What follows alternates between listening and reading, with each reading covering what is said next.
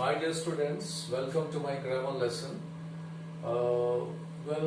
Students, taking your exam into consideration, I have prepared a grammar lesson for you on the topic active voice and passive voice. As you know, in the context of the grammar, it's a very important lesson. So, let us start by making sure that you understand the difference between the active voice and passive voice. So, let's understand what's the difference between active voice and passive voice. In active voice, our major focus is on the subject. So whenever we are talking about active voice, it means we are entirely focusing on the subject. As far as the passive voice is concerned, our entire focus is on the object.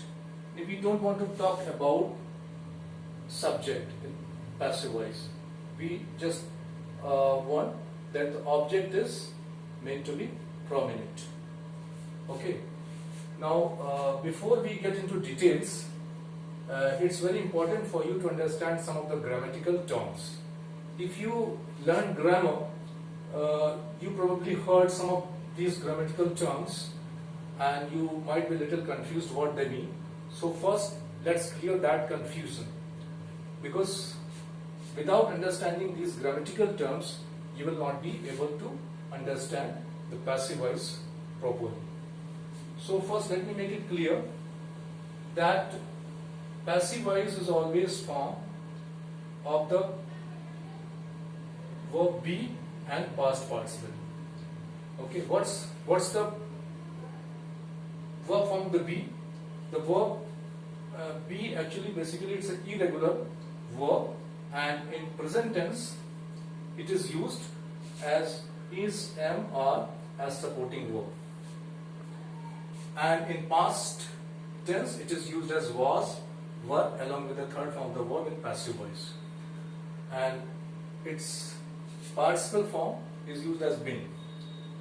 And keep in mind that verb always goes in the form of past participle. Past participle means third form of the verb. And let me make it very clear that passive voice is always formed the transitive verb. Now the students get confused, what is transitive verb? So let me make it clear that a verb which has an object, a verb having an object is transitive verb. If a verb has no object, then its passive voice cannot be formed. So keep in mind that passive voice is always formed the transitive verb. So to understand it's better, look at this sentence that I have written for you on the board. Mohan writes a letter. Okay. So usually in a sentence we have a subject and an action happening in the form of the verb and object. Okay. So now let's understand what's the difference between the subject and object. First, what is subject? Subject is the person or the things we are talking about, or person or the thing that performs the action. So if you look at the active voice sentence, you will find that subject functions more actively than the object. Here in the given sentence, Mohan writes a letter. The given sentence is in simple present tense, and here Mohan is the subject or the doer of the action, and what is his action? His action is writing.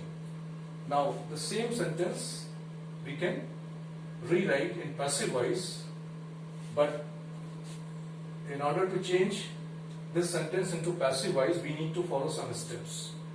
What are steps that we have to follow? That object and the subject. So we need to interchange the place of the subject and object.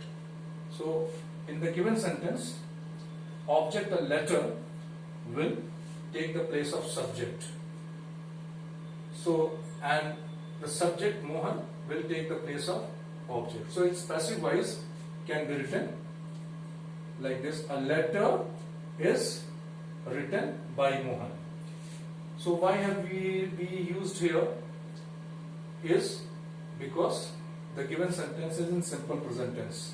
So keep in mind that in order to show that the given sentence is in present tense, we always need a supporting verb.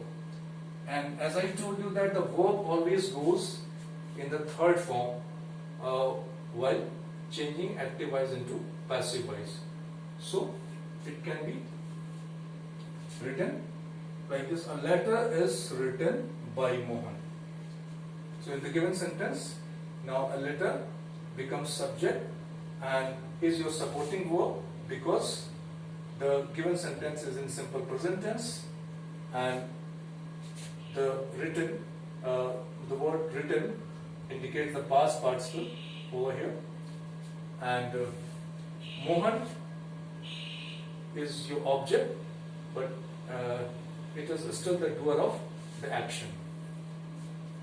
Okay, so it's very clear that in passive voice we make object we make object prominence, and in active voice it's the subject that is prominent. Okay, so some more important point that you must keep in mind, that while changing active voice into passive voice, tense is not changed and meaning is not changed.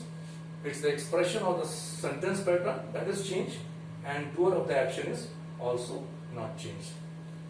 Okay, so in first part we have focused more specifically on the passive voice of simple present tense. Okay, remaining part I will taking in the next part. Thank you.